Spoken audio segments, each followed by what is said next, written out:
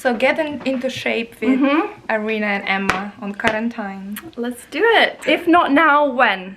Exactly. You know? Hello guys, and welcome back to my channel. It's your girl Emma, back with another video. And in today's video, I'm going to talk about how I went from gaining weight to getting back into shape in a couple of weeks. I am going to talk about the story about how I put on the weight and why I put on the weight, and then talk about some of my tips and tricks that I use to get back into shape. If you like this video, then please do give a big thumbs up. If you don't want to miss out my videos every Thursday, then hit that subscribe button below. Okay, well, let's get into the video. I made a video before about my 10-kilogram weight loss. I'll link it here in the description box for you to check it out. And I talked all about how I gained weight and then how I lost it and the story there. So since that weight loss, I've maintained my weight. Obviously, when quarantine hit, my lifestyle changed dramatically. I'd gone from being in the south of France, working out every day, playing tennis, doing lots of sports, water sports, running, the gym, and eating a balanced, healthy diet, with the occasional drink or two. I came back to London, the weather wasn't great, I was stuck indoors, I was living alone, and things took a turn. Things took a really big turn. All the bad habits started to creep back in, getting sugar cravings and eating quick, convenient fast foods or ordering off Deliveroo. Oh, that's the worst. Not sleeping well at night, eating late at night, feeling bloated the next morning. I really started to feel bad about myself. I didn't want to get on camera. I started putting out less content. I started second guessing everything. So as there was so much uncertainty in the world, there was a lot of stress and pressure with work, also just being distanced from everyone, not having my social circle around me. But I wanted to switch up my mindset. I didn't want to feel like this anymore. I didn't want to lack this confidence. So with my work especially, I need to be confident, outgoing, and I wanted to use this time rather than sitting on the couch to get in the best shape I could, to be the best version of myself, to feel great again. Because when you feel good in your skin, you feel confident, you exude positivity, positive things come back to you, and I just really wanted that. So there's 3 important things I'm going to talk about in this video. The first one is food, of course. Second is exercise, and third is mental health, self-love. So the first thing I did was to delete Deliveroo, Uber Eats, and all other food delivery services. I wanted to challenge myself to cook and eat healthy meals at home. It's so tempting and easy to order off an app and have the food delivered, but often these meals are loaded with heavy oils, additives, colorings, and you don't really know what goes into the food. What I wanted to do is I wanted to know exactly what was going in my food, and I needed to make the meals at home myself. I wanted to make meals that were interesting and exciting and colorful, that I would want to eat rather than be like, oh, I've got to eat this tonight. So I bought cookbooks, I went on websites, I found the best recipes, and I tried them out. For breakfast, I love to have an omelette. I like egg white omelette preferably. Sometimes I'll use even like a vegan cheese spread or sprinkle some vegan cheese on top. I really love this scrambled egg white with mushrooms and burrata. And I just make sure that my breakfast is really high protein. That's what I find really fills me up. But I tend to have my breakfast around midday because I really love to intermittent fast.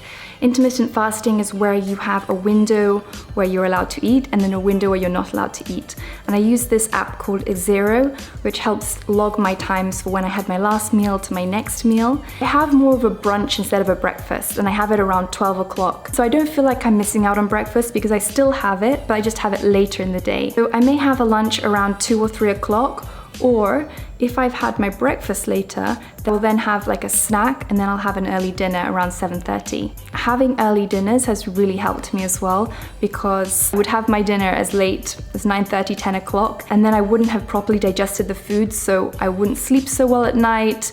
I'd also feel bloated the next morning, so it was really not great for me.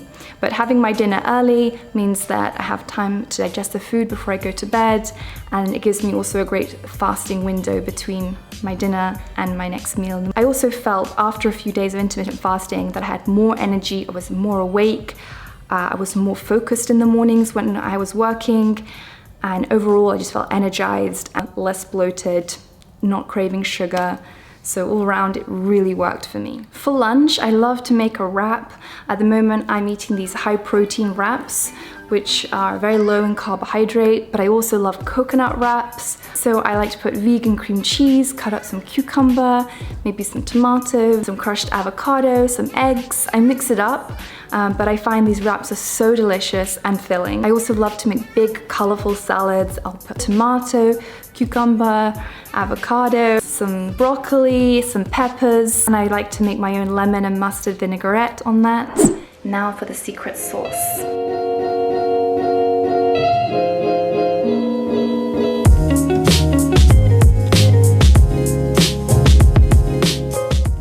So this is my cucumber iceberg lettuce, parmigiana and yeast flakes with peppers salad, some sweet chili chicken, some marinated steak, and then the more exciting, more variety salad here, which looks yummy. Definitely my favorite salad, just how I like it. For dinner, I love to make a keto burger, and my friends love it too. It's basically a high protein, low carb burger. Instead of using a bread, you use a lettuce. You put a really delicious sauce on it, some vegan cheese, and you're good to go. I also love to make chicken lettuce cups. These are so yummy and delicious.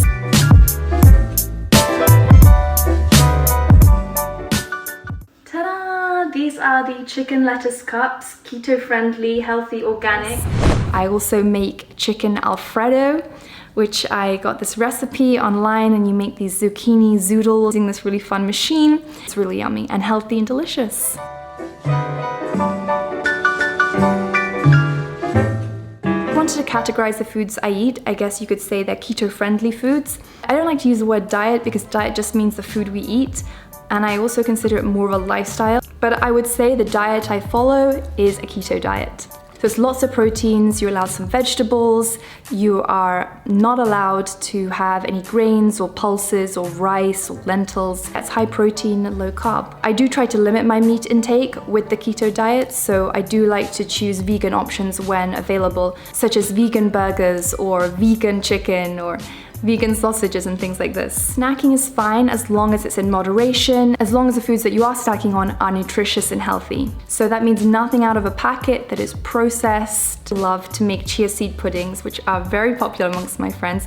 I make them with chia seed, almond milk, stevia, a little bit of Himalayan salt, maybe some cinnamon, a little bit of vanilla extract, and they are delicious. I make a big batch and then I leave it overnight in the fridge, and then I separate it into little glasses and leave them in the fridge ready and waiting.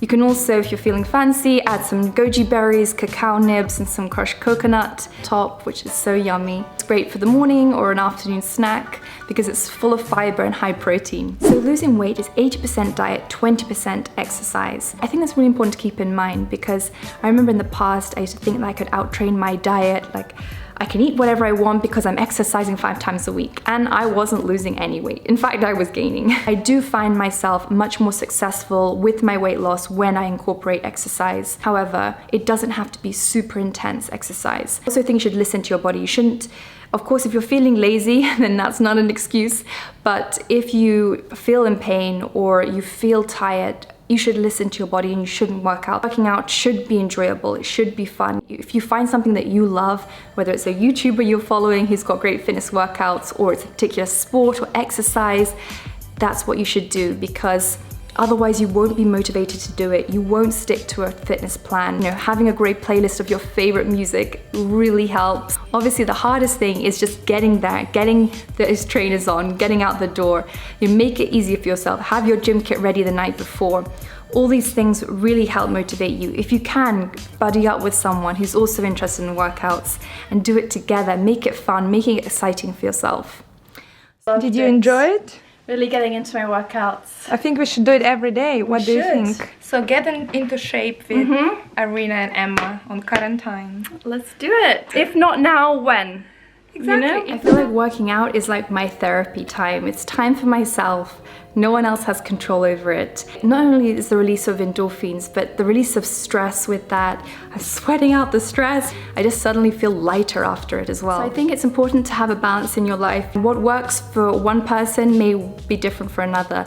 So you've got to find out what works for you, listen to your body, and don't expect this to happen overnight. Don't feel disgruntled because you haven't seen a drop in the scales. It does take time. You have to be consistent. You have to commit yourself to this if this is something you really want. What's really important here is to be happy and find happiness in yourself. You can't be too hard on yourself. You know, if you fancy a cheat meal or a cheat day even, allow yourself to do that, because you shouldn't be doing this and feeling miserable. That's just not going to be effective or helpful, and you're not going to maintain that lifestyle. I'm not a doctor, I'm not a nutritionist, I'm just sharing my experiences on what I found worked for me. If you have any questions for me, please let me know in the comments below, ask away. I'd be happy to answer them. I always love hearing from you. I hope you liked this video, guys, that you picked up some tips and tricks. I want to show you more of the delicious, healthy meals I make. I want to show you my workout routines. So if you don't want to miss that, hit that subscribe button below, give this video a big thumbs up, and I'll see you in my next one. Bye, guys.